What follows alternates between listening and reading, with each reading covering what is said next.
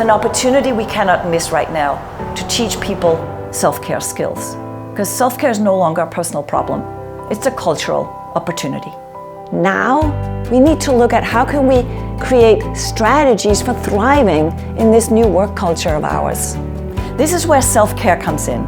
Self-care is how we can learn how to be more aware, adaptable and agile, and harness change to innovate and grow without losing our health and happiness to keep up.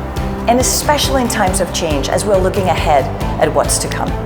What we believe about self-care might actually be what gets in the way of self-care. Before COVID, I heard about people talking about self-care burnout. What? How can self-care be what burns you out? But what if self-care is not what you think? So I want you to really demystify self-care and demystify what it means to be human and be a whole human. That is where our strength lies. That is the power of the human connection. And it starts with the connection we have with ourselves. See, self-care is not this list of perfect habits. Self-care is a mindset. Self-care is how we think. Because self-care is proactive. It's not a treat. It's not something we do after work to recover. Self-care is how we work better as human beings so that we don't have to recover. We need to be a team with our very own body. But let me ask you this, Adam, when was the last time you had a good chat with your own body? A really good chat. Where you ask, hey, how are you in there? And what do you need so that you can?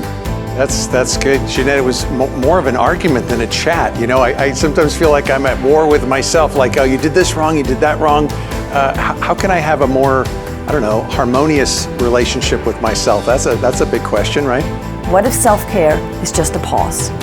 What if self-care is that small pause where you can come out of stress and take back your power of choice? I call it power pausing.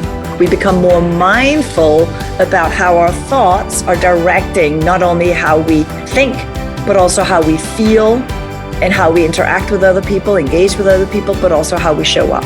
Instead of just pushing harder to get through, we pause. Pause. And see what we need to be able to keep going. Rethinking self-care and mental health in the workplace isn't just about adding more well-being programs and benefits. It's about the tools that we need as human beings so that we can learn how to navigate change. Working with my clients is such a privilege because I get to help them give their people the tools of the self-care mindset and set up a new framework for unlocking a healthy, more resilient well-being culture where people belong and work better. That also means we need to rethink resilience. Because resilience isn't about keep going and pushing through. What is the biggest challenge for us to include self-care in the concept of a resilient culture strategy? I think there's a couple of things. One is that we still think of time as something we're not in control of.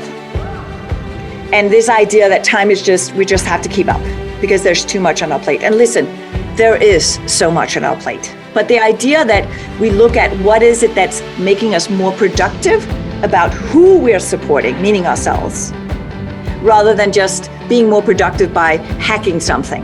Very powerful. Thank you. Work-life quality is not about time. It's about relationships.